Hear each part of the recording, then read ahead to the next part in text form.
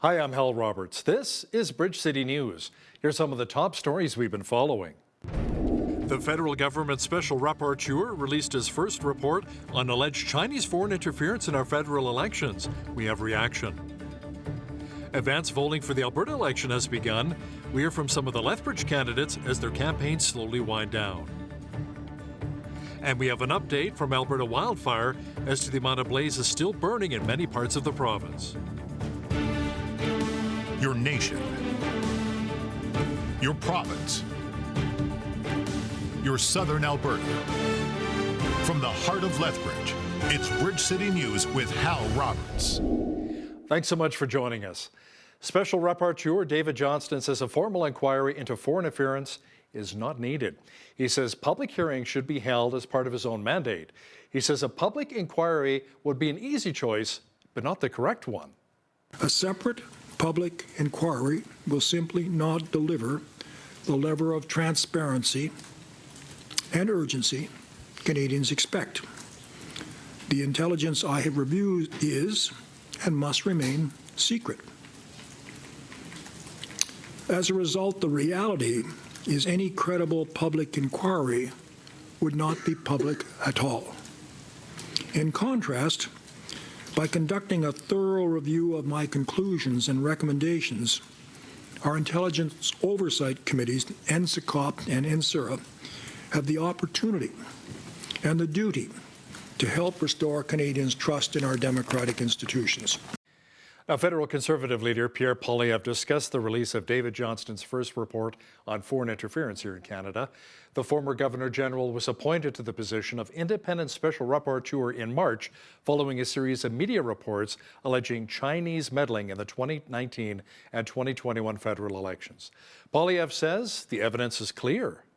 We see today that his ski buddy, cottage neighbor, family friend, and member of the Beijing-financed Trudeau Foundation came out and did exactly what I predicted, helped Trudeau cover up the influence by Beijing in our democracy. We know that Beijing interfered in 2 elections to help Trudeau win. We know that Beijing gave $140,000 to the Trudeau Foundation with the express purpose of buying the love and the loyalty of Justin Trudeau. And we know that Trudeau has been briefed on these matters for years and done absolutely nothing about it except try to keep it quiet and name call anyone who spoke out about it. Political reporter Brian Lilly says the former Governor-General David Johnston should never have been appointed to the position of rapporteur since he has a long history as a friend of the Trudeau family. He's known him that long. He's known him while he was a student at McGill, and David Johnston was the principal of McGill University. He's known him as the prime minister. He's described him as a family friend. In interviews when he was Governor General, he never should have taken this appointment. And then he also has strong ties and connections with China. The investigation is about China's election interference. Here's a guy who described how at home he felt in China. It feels like I'm back home when I'm here, he said on one of his trips when he was Governor General. He wasn't the right guy to do it on this report, and he's not the right guy to keep doing the investigation. Mr. Lilly will also discuss if the federal government will be offering more help in battling the number of wildfires here in Western Canada. That's coming up later in our broadcast. Prime Minister Justin Trudeau held a news conference as the G7 Leaders Summit wrapped up in Japan. He says countries pushing for a ceasefire between Ukraine and Russia must recognize that Russia is squarely to blame for this war. Anyone who wants lasting peace needs to recognize that it is Russia that is continuing to violate these fundamental principles upon which all countries agree. It is Russia that is continuing to perpetuate this with bombs falling on Kyiv as recently as the past few days. There is no equivalency here, saying, oh, everyone should agree to a ceasefire, everyone should stop fighting. It is Russia that can end this war tomorrow if they stop trying to invade a peaceful neighbor. Some much-needed rain in many regions of Alberta is helping firefighters gain the upper hand on a number of wildfires burning in the province. Now, outside of the provincial state of emergency, there are still 22 local states of emergency in the areas of central and northern Alberta. Just over 10,800 Albertans remain evacuated. More than 2,500 fire personnel are still battling the wildfires. There are 81 wildfires in the forest protection area of Alberta. 23 of those are out of control. So far this year, we have responded to 512 wildfires, burning more than 945,000 hectares. It's been mentioned before that this is an extraordinary wildfire season. In fact, it's our most active spring on record. Alberta has now surpassed the last record in 2019 when we had burned 615,000 hectares. Part of what makes this wildfire season unusual is the number of large-scale wildfires burning across the province. Those fires were fed by very hot, dry conditions and strong winds, which caused them to grow in a short amount of time. Well, it was a decent day here in Lethbridge with some not bad air quality. Much of the wildfire smoke in our region has dissipated. Sunshine mixed with clouds and fairly warm today. Jeanette Rocher is now with a sneak peek at the forecast. Jeanette, it appears as though a low-pressure system may be moving into our region, bringing some much-needed rain later this week. Yeah, that's right. The showers should begin by tomorrow, Hal, as we are looking at a 30% chance of rain on Wednesday. Now, that 30 to 50K wind that we experienced earlier today, that should be dying down as well, as we're looking at only a 20K wind overnight. Same thing into Wednesday. Overnight low this evening of 10 degrees. Nice when those double digits are remaining throughout the evening, and then a high of 22 degrees tomorrow, as well as that rain. And then for the rest of the week, we're going to be seeing cloudy conditions along with a few more showers before we hit the weekend. I'll be back later in the show to give you all the weather details coming up in the next week. Hal? Thanks so much, Jeanette. Advanced polling locations for the 2023 Alberta election are now open daily from 9 a.m. till 8 p.m. every day through Saturday. The UCP candidates for Lethbridge were both on hand at the Southern Alberta Ethnic Association to hand in their own ballots. UCP Lethbridge East candidate Nathan Newdorf highlighted the importance of getting out to the polls since every vote counts. We just want everybody to have the opportunity, so advanced polls give people who might be working on election day a few more options. So we'd love to get everybody out to have a chance at their democratic duty to cast a ballot. For me, it's just making sure people are aware of where and when they can vote, and getting as many opportunities to do that. People have all kinds of different schedules, so that's really our focus right now, is connecting with our supporters and making sure they get to the ballot. UCP Lethbridge West candidate Cheryl Seaborn says she's completing the final preparations for her campaign ahead of Election Day on May the 29th. She also stressed the importance of getting younger people out to vote. And we've been very fortunate, both myself and Nathan, in both of our campaigns. We have a lot of young people that have come out to door knock with us, that are participating with us, university students, even high school students coming out to participate with us. We feel that there is a young voter momentum happening, and we're excited. We're excited to see those young voters come out. NDP Lethbridge West and East candidates Shannon Phillips and Rob Miyashiro say their main priority is just continuing their conversation with voters and encouraging them to get out and vote in advance. We're going to be making sure that every single NDP supporter votes, especially we're going to put a real premium on making sure folks vote in advance. Rob and I are going to continue to knock on doors. That's what we've done so far, and we're not going to stop now. Advance polls make life easier in a number of ways. They will certainly have fewer lines. If there's any issue with someone's identification or being on the voters list, easier to resolve it at an advance poll when there's fewer folks around and they have more time.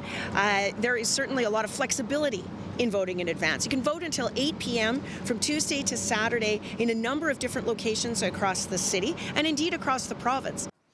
Yes, advance voting closes on Saturday. By the way, Bridge City News will have all of the election results for you next Monday night. The UCP announced more help for high school students to land jobs in high-demand sectors such as manufacturing, technology, energy, and health.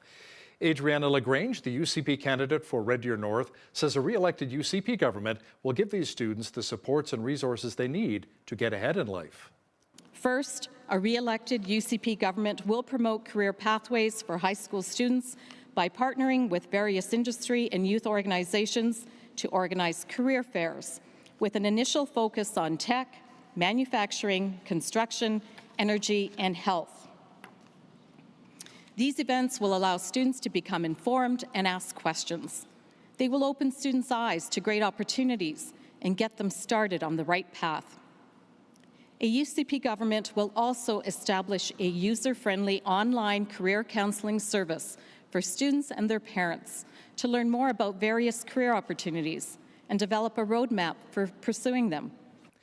Barry Morishita is the Alberta party leader. Now he's running in the same Brooks Medicine hat riding as UCP leader Daniel Smith. We recently asked Morishita how to best describe his party. He says, well, they're fiscally conservative, yet socially liberal. I think we are fiscally conservative. I think we really do agree you need value for money and that you have to balance the books and pay for what you get. It's important for people to understand that there's a direct link between what they pay in taxes and what they get in services.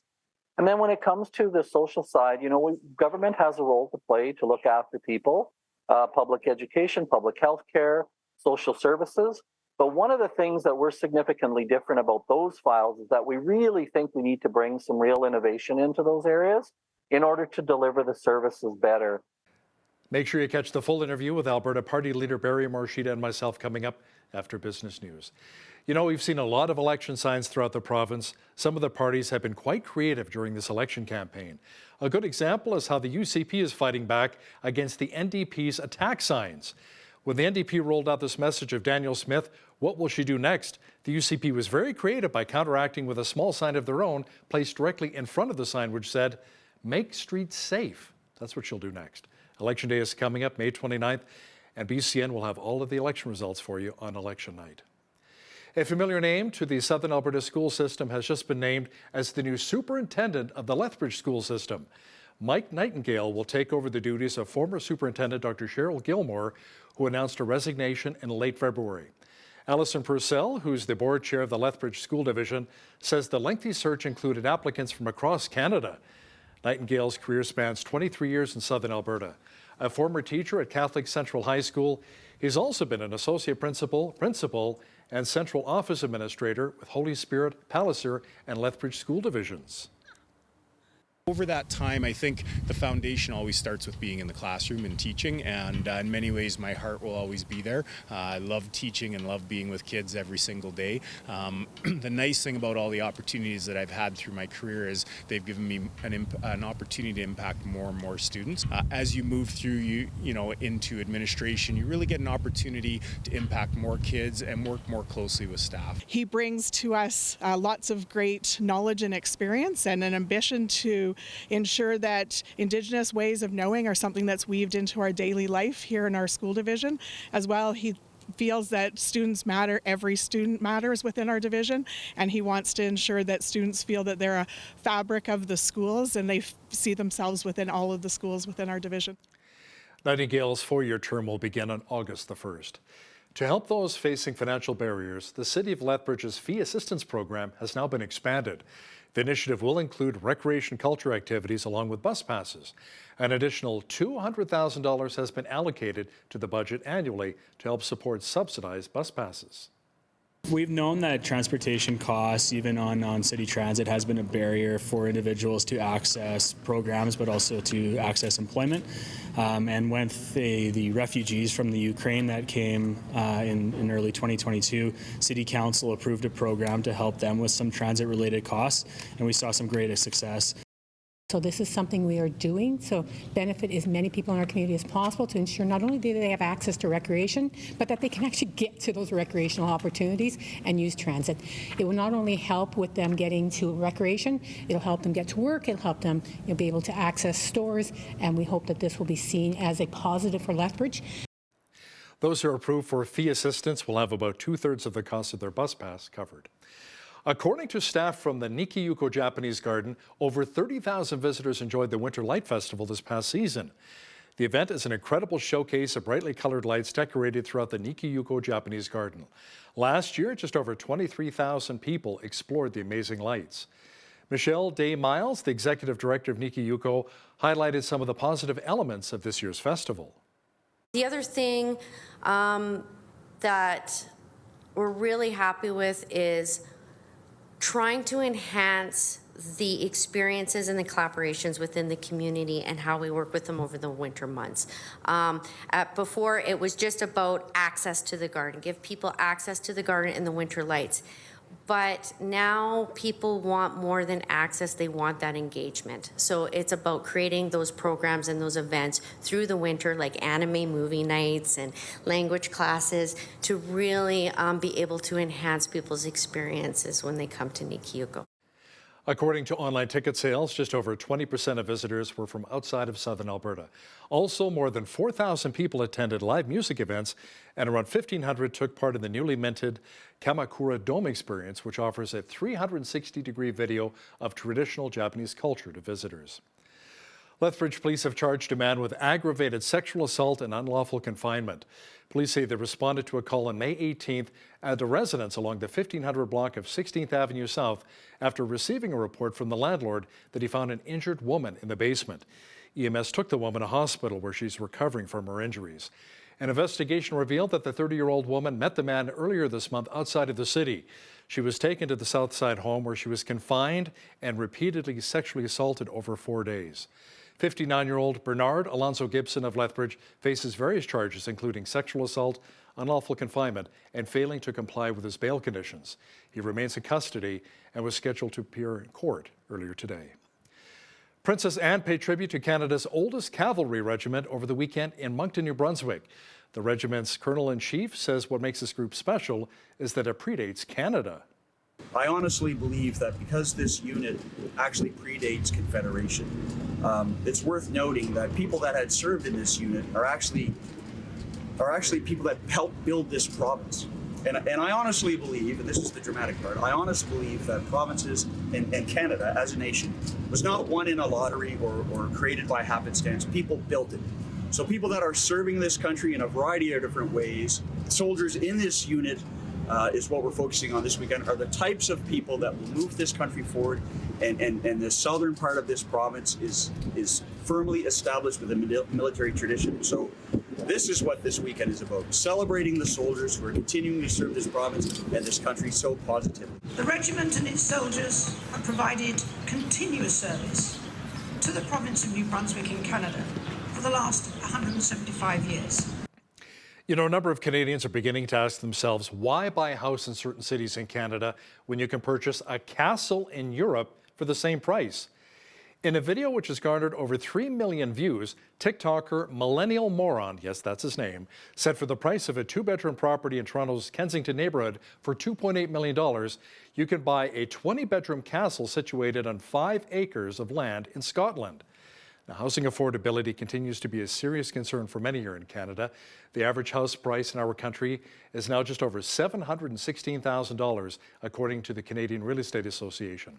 Now, in another video, the TikTok social media influencer says a 3-bedroom home listed for $4.6 million in Vancouver's Grandview Woodland neighborhood can actually buy you a 17-bedroom castle in Otterburn, England. It includes 22,000 square feet of living space, a freshwater spring with fishing rights for more than 3 miles or 5 kilometers on a local river. Wow. The Calgary Flames have announced that Craig Conroy is the new general manager of the hockey club.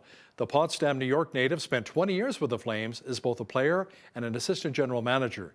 He played close to 1,000 games in the National Hockey League, half of them with Calgary. The Flames finished 2 points out of a playoff spot this year. Last season, they won the Pacific Division, but were ousted in the second round by their arch rival, the Edmonton Oilers. And yes, it still stings. Well, it was a beautiful day across much of southwestern Alberta today. As for the rest of the week, it's kind of looking a bit like a mixed bag. Full weather details are coming up. It was so nice to have good air quality in our region once again. Jeanette Rocher is now with all of the weather details. Jeanette, decent air in Lethbridge and the potential for more rain this week? Yeah, that's true. We could see showers both Wednesday and Friday before we get to that warmer weekend. Okay, so there we go. 30% chance of showers Wednesday, high of 22. Mainly cloudy skies on Thursday, high of 20. That 20 remaining into Friday with that 60% chance of showers. We're also looking at risk of thunderstorm as well for both Wednesday and Friday. And then back to partly cloudy skies on the weekend. We're high of 23 on Saturday, all the way up to 27 degrees on a Sunday and back to 25 on a Monday. Election day in Alberta should be a nice one. Anyways, average high for this time of year, 19. Average low, 5 degrees. 32 was our high temperature on this day. That was a record breaker back in 2001, and the record low was -3. That happened back in 1960. Sun rose this morning at 5:37. Sunset this evening at 9:20. So we're at 15 hours and 43 minutes. So close to that 15-hour mark. Okay, on the west coast tomorrow, going to be a fairly sunny one. 19 degrees for a high in Victoria, looking at 40K winds in the Wantafuca Strait. A high of 19 in Vancouver, going to be 23 degrees inland, though. Mainly sunny skies as well. We're looking at 20 to 40K winds in Edmonton, as well as a high of 20 degrees tomorrow, mix of sun and cloud. Calgary could see mainly sunny skies, high of 21 there. Okay, it's going to be a bit windy across the prairies as well as a bit rainy, especially in Saskatoon. We're looking at 5 to 10 millimeters of rain, risk of a thunderstorm, high of 19 degrees, up to 50K winds, up to 60K winds though in Regina, looking at a high of 28. Regina could see some late day showers as well. 21 degrees for an expected high in Winnipeg with partly cloudy skies and a 50K wind as well. As we look to the central part of the country, we're seeing showers beginning in the morning in Toronto, high of 17 degrees. Showers ending near noon in Ottawa, high of 14, high of 12 degrees tomorrow. And Montreal looking at showers beginning in the morning as well there. Okay, as we get into Atlantic Canada, Fredericton looking at a high of 19 degrees. Beautiful sunny skies, sunshine remaining into Halifax, high of 15 degrees. But if you're by the water, it's going to be 9 degrees. So expect that cooler weather there, that variation. And as we look to Charlottetown, high of 18 degrees, mainly sunny skies. 40% chance of showers expected in St. John's, Newfoundland tomorrow with a high of 10 degrees. There you have it. That is your forecast. Ottawa announced a new Trusted Traveller program designed to help speed up lines at 6 of Canada's biggest airports. Transport Minister Omar Alghabra says eligible passengers will be able to go through dedicated security screening lines by June 21st. That will include Nexus members, military personnel, and aviation workers who will be able to pass through security a lot more quickly and keep their shoes and belts on throughout. It comes after months of travel chaos last summer. NuVista Energy has restarted most of its operations as wildfire concerns ease somewhat in Alberta. The company had shut in operations of its fields earlier in May due to the wildfires. Light rain and cooler temperatures, however, have slowed down wildfire activity over the long weekend, and more rain is in the forecast. Daily production at NuVista Energy returned to about 65,000 barrels of oil equivalent per day. That is up from an average of around 35,000 barrels from May 5th to the 22nd. The European Union has slapped Meta with a record $1.3 billion U.S. privacy fine and ordered it to stop transferring users' personal information to the U.S. by October. Meta, which was previously warned that services for its users in Europe could be cut off, vowed to appeal and asked courts to immediately put the decision on hold. The company said that there is no immediate disruptions to Facebook in Europe. The decision applies to users' data like names, email addresses, messages, and viewing history that Meta uses for targeted ads. Now, here's a look at today's markets. The TSX was down 205 points on the day to finish at 20,146. The Dow was down 231 points to 33,055. The S&P 500 was down 47 on the day to 4145. And the Nasdaq was down 160 points to 12,560. West Texas Intermediate Oil was up 86 cents to $72.91 US per barrel. Natural gas was down 8 cents to $2.32 US. Gold was down 2 cents to $19.7521 US an ounce, and silver was down 4 cents to $23.41 US an ounce. Feed wheat is at $11 per bushel, barley's at $8.81. Canola's at $15.92, and corn is at $9.90 per bushel. Live cattle June contract was down 78 cents to $164.28. Feeder cattle May contract was up $1.23 to $207.80, and lean hogs June contract was down $1.15 to $80.68. The Canadian dollar was even over the past 24 hours at 74.05 US.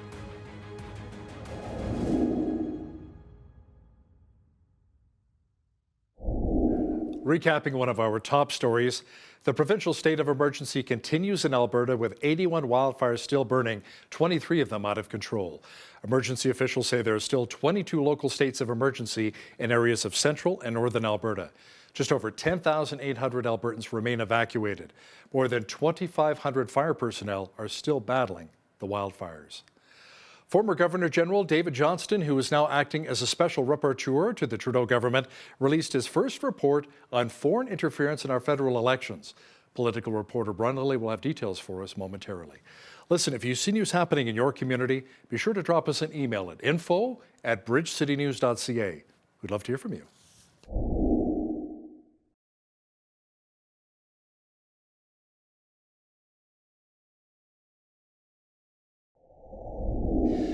Special Rapporteur David Johnston spoke about foreign interference into our federal elections. He held a news conference on Parliament Hill for the release of his first report. Now, to chat about this in more detail is our political reporter and Sun columnist Brian Lilly, who joins us once again from Toronto. Brian, David Johnston is advising against holding a public inquiry into foreign interference. Is the government maybe trying to cover up something here? Well, that's going to be the allegation, whether they are or they aren't, because the public needs to know more information. And David Johnston, who never should have taken this appointment in the first place, has come out and said there shouldn't be a public inquiry. Too much of this information can't be released publicly, but we can have some public hearings. And I'm the guy to keep investigating. Now, why did I say David Johnston shouldn't have taken this appointment in the first place? Something he was asked about. As soon as the questions started in his news conference and he addressed them, I don't think he addressed them sufficiently, and that is his connections with the Trudeau family. Going back to when Justin Trudeau was a young boy, and the Johnston family and the Trudeau family used to go skiing together. Pierre Trudeau would drive into Mont Tremblant, park his car at the Johnstons. They'd get together, they'd go skiing, they'd have events together. Sometimes David Johnston would drive the Trudeau boys back to their mothers if their dad couldn't and had to go to Montreal.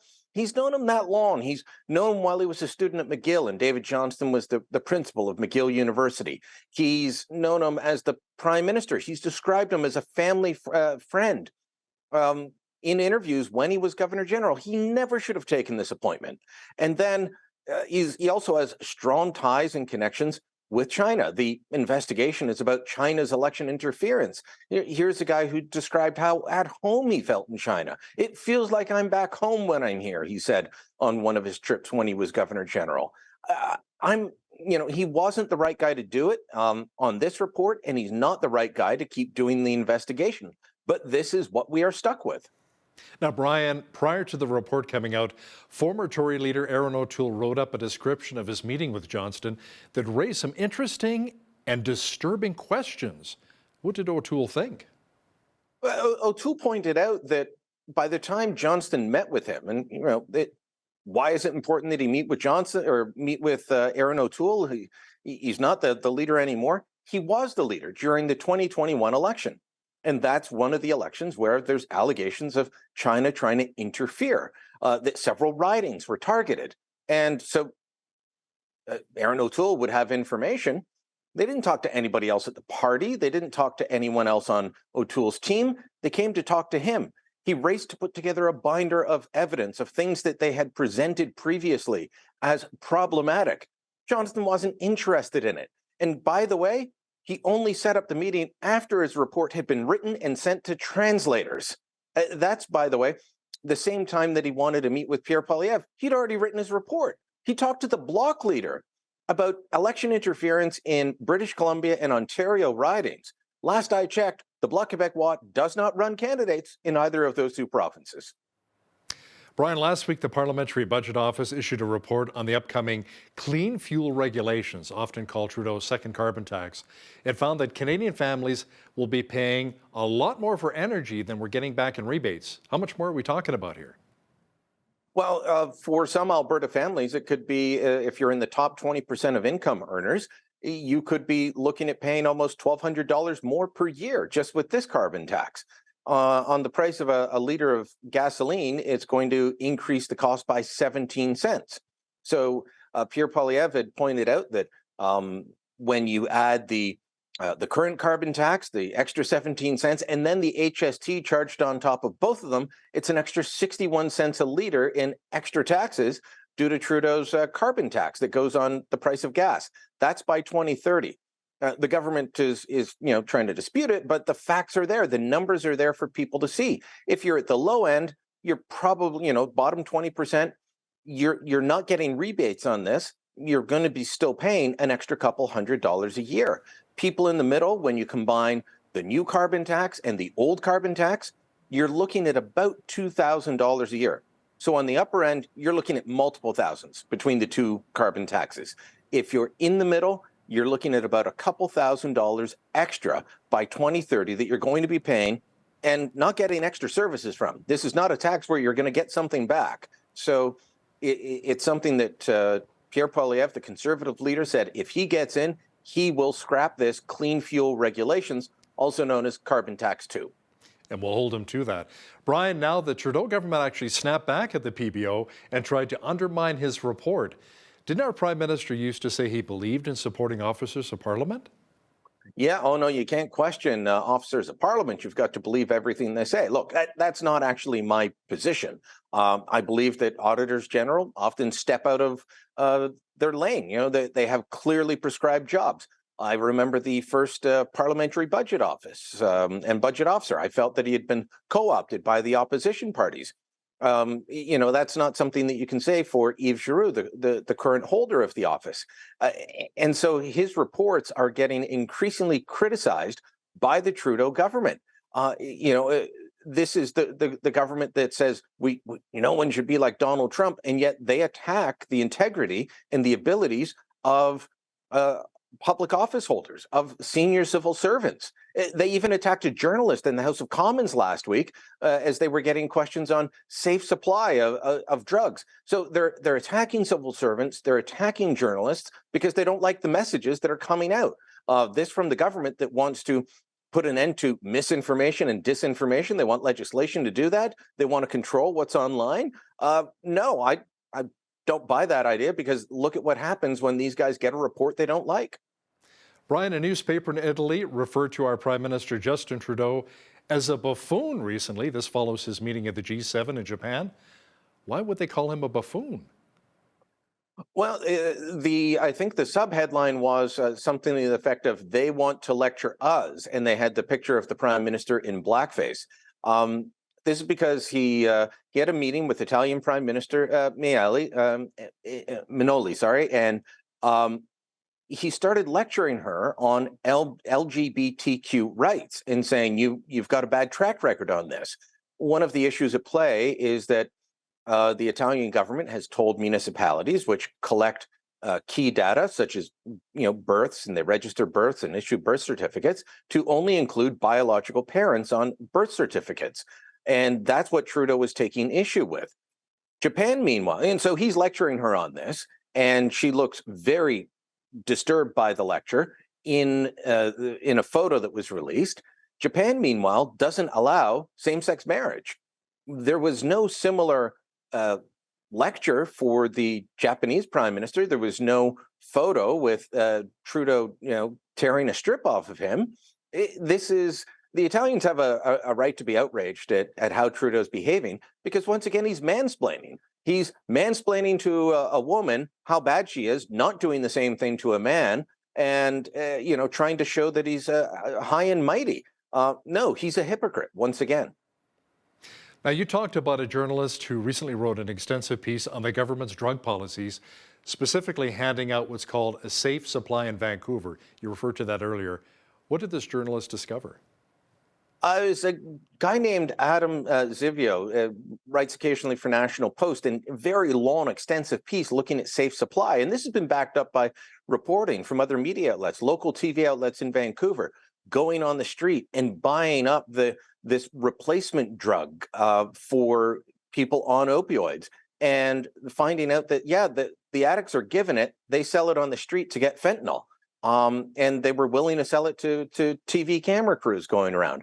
Zivio talked to doctors who said, look, this may have worked in theory, but it's not working in practice, and this is going to lead to bad outcomes. What we've done in Canada, Hal, is that we've embraced this very ideological liberalization policy when it comes to hard drugs. And this has been tried in places like Portugal, and people rave about the success of Portugal because they decriminalize the drugs and they're treating drug addiction as a public health issue and not a criminal issue. Here's the difference. In Portugal, they expanded treatment. In Canada, we're just giving people drugs. If you are caught breaking drug laws in Portugal and you refuse treatment, you go to jail. In Canada, we just say, let's decriminalize, and now let's give them the drugs as well and hope for better outcomes. This is madness on every scale. They are not heading in the right direction on this. Wow. Brian, the federal government has offered the assistance of Canadian military in the fight against the wildfires. Any other federal help coming not just for Alberta, but also for British Columbia and Saskatchewan, as all three provinces are battling blazes? I mean, here in Alberta, we have over 2,500 firefighters battling the wildfires in central and northern Alberta. Yeah, they don't really have federal firefighters for that, but they will offer resources such as the military. They will offer other assistance as the province asks for it. I know that just the way our federation works, the province does have to ask. So each individual province will have to say, here's what we need. And as long as the federal government has those resources and is able to provide them, under every government I've covered, it tends to happen very quickly. It's not a partisan issue. You don't normally find fights between levels of government on this, and it's a well-oiled machine. These fires are happening a lot earlier this year.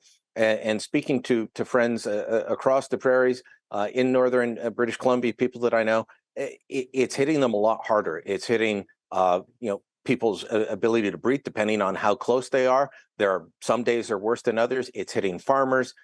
This has not been a good season. And I think the only thing that might have slowed people down or caught them off guard is how early this is happening this year. And, a lot of investigations are going to be rolled out as well, and charges being laid against those who deliberately set some of these wildfires. Not all of them are caused by Mother Nature. Brian, we have our Alberta election coming up in less than a week. What are the most recent polls suggesting right now? Tight race. And there was an Abacus data poll released the other day. I think it was a 3-point lead for the UCP. That's within the margin of error. And it also showed that on everything, the population was divided. Which one's the more risky party? Which one's the more risky leader? Which one do you like? It's almost an even split. And so here's where you get into odd bits of saying, well, it'll definitely be a UCP victory or it'll definitely be an NDP one. I don't think we know for sure. If you were to ask me to guess, my best guess would be the UCP still wins. And who gets out the vote? Who gets people out to the advance polls this week? That's going to be important. You want to get people out to the advance polls because they can't change their mind if something else happens in the next few days to upset them and have them either switch to the other party or not vote. So my best guess would be a UCP win. But we often talk about how pollsters will get the conservative vote wrong in much of the country because people don't want to tell pollsters that they're voting for the Conservatives. In Alberta, there might be a hidden NDP vote because it's so divided and people are so angry at each side. They're both angry at each other that people might not be willing to say exactly where they're voting. I think, I don't think there's going to be a big surprise. The UCP could run away with it. It could be razor thin. The polls have been back and forth over the past couple of weeks, I think, because Albertans have been back and forth. Those swing voters in Calgary that both Danielle Smith and Rachel Notley are fighting for, they're having a tough time making up their minds. Still a decent number of undecideds, and we'll see if they vote. Yeah, it just seems like Edmonton is going to be going NDP, rural Alberta, UCP, but Calgary seems to be the true battleground still. My hometown of Calgary, Ralph Klein country. Who would have thought that it would be that tight in Calgary? Yeah, it's going to be difficult. And The Abacus poll, which is the latest one that I've seen, it did have a slight lead for the UCP in Calgary, and so they have to be happy with that. Are they able to get the vote out? What's working in their favor and against the NDP is older voters. There was a wide margin of preference for the UCP. Younger voters, wide margin of preference for the NDP. In the middle, a bit more even. So, older voters more reliable at making sure they get out to cast a ballot. 18 to 29, some of the most unreliable voters. But Alberta is also the youngest province in the country when it comes to age bracket. So you got a lot of people in that age category, more than in other provinces. All of these factors at play. Sitting there trying to do the calculations in my head as I look at these numbers, Hal, and you guys are going to have a fun night next week. Yeah, looking forward to it. We'll bring all the results here on Bridge City News. Political reporter and Sun columnist Brian Lilly, thanks so much for joining us today from Toronto. Thank you.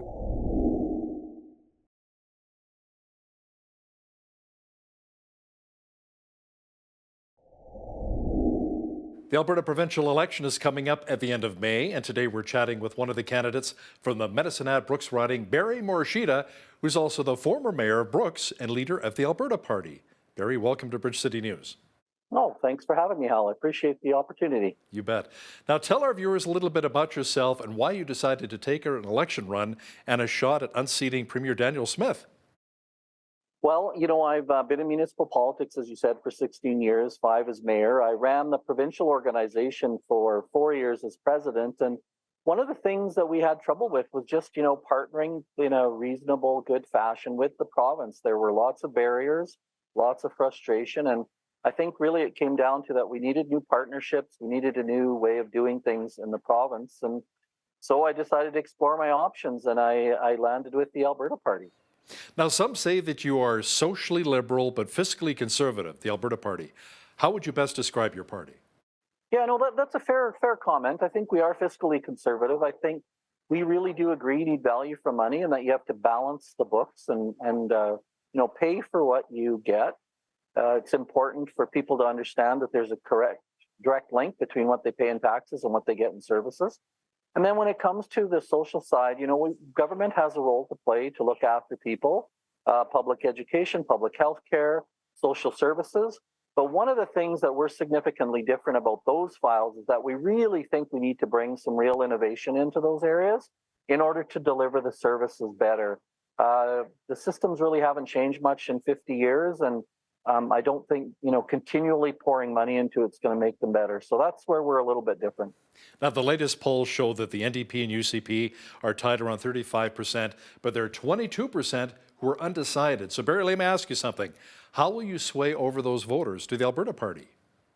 Well, I think to being very honest with them, I'm not running to be the premier. We know we're not going to form government. So what we've been telling people and saying to people is that if you want a moderate alternative, if you want to be able to keep kind of the extreme policy pieces on both sides of the spectrum out of the government and get back to kind of sensible, thoughtful decision making, elect some Alberta Party MLAs to do that job. And then maybe we can quit this pendulum swinging back, quit the divisive politics that we have right now that seems to be just so destructive, and get people to participate again. So elect a few MLAs and we could hold the balance of power and keep the government to account, whoever's leading it.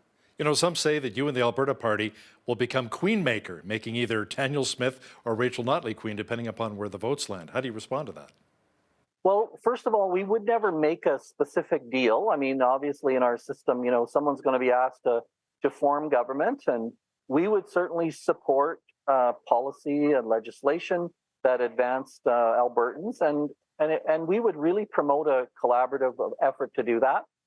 So, while we would certainly support a government, whoever that was, whether it was the UCP or the NDP in power, but there would have to be legislation by legislation. We wouldn't be forming any deals or any coalitions or anything like that, and letting our constituents speak through their MLAs. Now, with the pressures of inflation continuing, Barry, one of the big election issues is affordability. What do you have in mind to address this for everyday Albertans? Well, there's a couple of things. We like the idea of the affordability payments, but we don't think they were targeted enough to people who needed it more. We look at students who were really hit hard by the inflation. I think we would have moved some money to students, about $54 million into students' pockets immediately. There are a lot of single people and couples without children who live on the margins, barely making it. We would have directed some more affordability payments that way.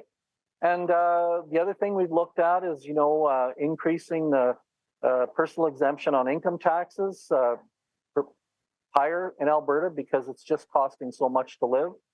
We've looked at a number of things in, like I said, post-secondary education, a number of things in this people that are supported.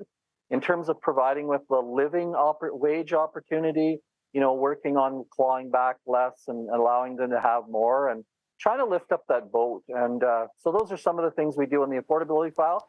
And then lastly, I think the whole regulated rate on utilities, both natural gas and electricity, has to be revisited. It's almost kind of works backwards. If you're not in a position to be able to sign a contract or qualify for a contract, you actually get penalized by the regulated rate. And we think that needs to be reformed as well to make it more affordable and more predictable for Albertans. Speaking of more affordable, the NDP keep hammering on car insurance rates. They keep going through the roof, keep going up and away. What's your plan for that, solving those issues? Well, we think there's some models that work. And one of the things that the Alberta Party prides itself on is that you don't have to take only one road. There's some, the Saskatchewan government has a really kind of an interesting plan where they still have private brokers, they still have access to private insurance, but they also have basic insurance available for Saskatchewan motorists at a very significantly discounted rate. And I think those options need to be explored. I'm not a big believer in like capping things or those types of approaches. I think if there's a better option, we should look at it. And then people should be free to make their decision on where they want to put their money. Barry, many people would argue we're not just about agriculture here in Alberta, but also energy, with many in your riding, Medicine Hat Brooks, really depending upon this. And oftentimes we butt heads with the federal government over oil and gas production. So in your opinion, what can be done to best manage our abundant energy supplies to create jobs and benefit the majority of Albertans? Well, I think there's two things that are really in the way. One is certainty politically in Alberta itself. So I've talked to a lot of industry people who are kind of waiting for the kind of runway to be cleared up and that they know what's going to happen after the next election and beyond. We've seen jurisdictions to the south of us in the United States incentivize a lot of carbon capture and those kinds of things. I think we have to meet those head on, and the province has a role to play in that by working with the federal government to say, hey, how are we going to support the energy industry in Canada? If anything over the last couple of years have taught us is that we need that. The world market is a tough place to constantly be relying on. And the other thing is that we need energy certainty because our economy can't deal with that, any problems in that area. So I think working with industry to say, what do we need to set up for regulations and long-term support in terms of certainty? And we need to do that right away. 10 or 12 years is not unreasonable to lay out that plan. And the Alberta Party would be working with the federal government and industry to make sure that happens. So on the environmental front, can there actually be a balance between oil and gas and renewable green energy? Can that be achieved in some fashion? I think it can. We can't pick winners and losers. I think we have to walk together on this. The Alberta Party said we don't want any coal mining, for instance, on the eastern slopes. We want the current mines cleaned up and their liabilities be responsible to take care of that stuff. That has to happen. We have a water first policy when it comes to looking at environmental things. We can't really do anything without water. So we have to safeguard those. But I think we have the opportunity to work with others instead of on our own and then, foist plans or kind of impose plans on other groups, whether they're Indigenous groups, whether they're farmers or landholders or just our park spaces and things like that. We've got to work together to get this done. And Albertans can do that. We have a solid history of working together. It's when we get divisive and we don't consider other people's input is when we run into trouble. And I think we've seen that happen in the last 10 years a lot. Barry, let's talk about healthcare for a moment here. We've seen time and time again the doctor shortage, not just here in Lethbridge. I mean, in your region, I talk to people who don't have a doctor. It's a province-wide issue. What's your plan to address the physician shortage here in Alberta? So there's really two pieces to this. One is short-term and long-term. You know, this is a long-term problem. I was shocked when I've talked to doctors in this last year to really, there's not a really good plan for the population growth in Alberta. I was happy to see that both parties are talking about increasing spaces in post-secondaries for graduates. We would support that. We think it needs to be doubled immediately. Right. We'd like to see rural pre-med programs that have a rural stream and an Indigenous stream to bring some diversity into that area and to allow others opportunities to get into the health field. You know, when it's 95% or 96% to get into a nursing course or a nursing program, it really excludes a lot of people. So we would do that in the long term.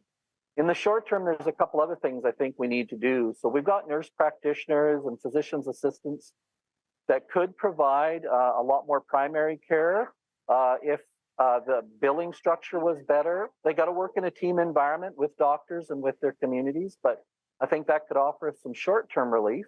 And the other thing is the accreditation of foreign-trained workers, healthcare workers. You know, Statistics Canada tells us we have 40,000 underemployed healthcare workers in Alberta.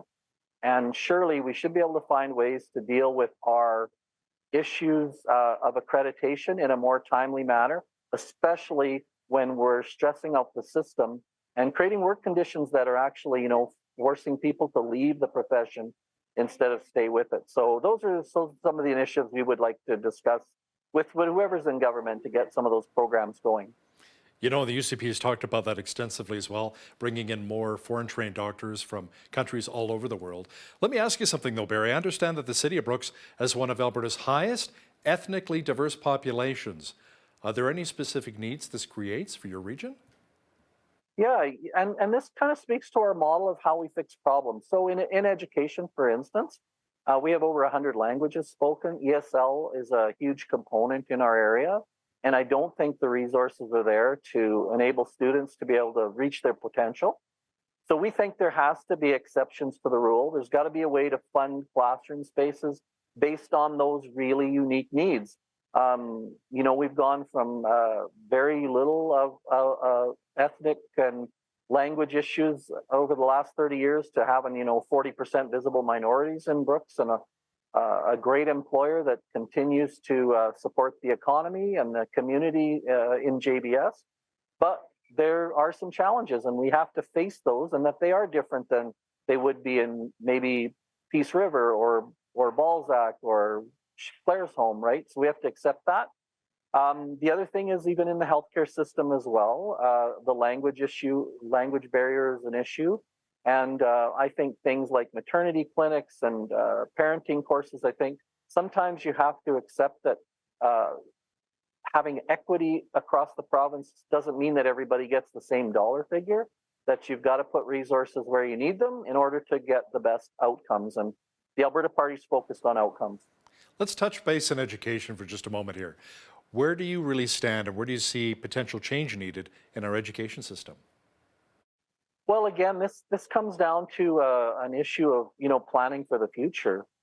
We don't have, our classrooms are too big. The Alberta Party would really want classroom maximum set, and that allows the proper funding to go to it. These costs that education they're actually not really costs for Albertan, they're investments.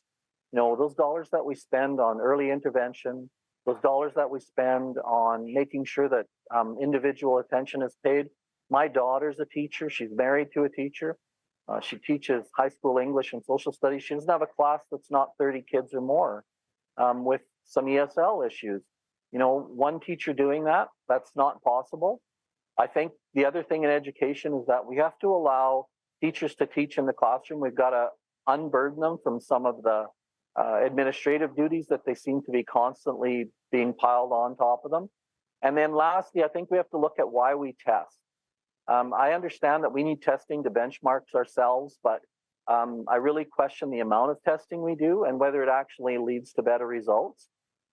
Again, overall, we need to work with parents and teachers and students to get better outcomes. And it's okay to change the system. It's okay to try to bring improvements in. Sometimes they'll work, sometimes they won't.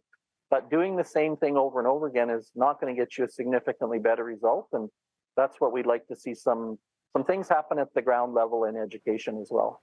What about the opioid crisis and the crime and homeless issues that many in our province are facing right now? How should that really be addressed? You know, I think we need more tools in the toolbox. I accept that, you know, the treatment and those kinds of things are an important part of the process, but so is harm reduction. I think we need people to, we've got to stop as many people from dying of this crisis as possible. And there's a lot of issues there: mental health, homelessness, poverty, all of those things create a lot of these issues. So I don't think there's only one solution. But again, when it comes to the safety of people that are affected by that use, I think we do have to work together. And I think it makes sense for the province to become involved. They should be working with municipalities that have that problem and making people feel safer. But I think we have to be careful again about only having one method. We didn't get here that way. There's all kinds of, these are human beings we're dealing with, and I think we have to treat them like that. Barry Morishita is the leader of the Alberta Party and a candidate in the Medicine Hat Brooks riding. Barry, thanks so much for joining us today from Edmonton. Thank you very much for the opportunity. On behalf of all of us here at Bridge City News, I'm Hal Roberts. God bless and thanks for watching.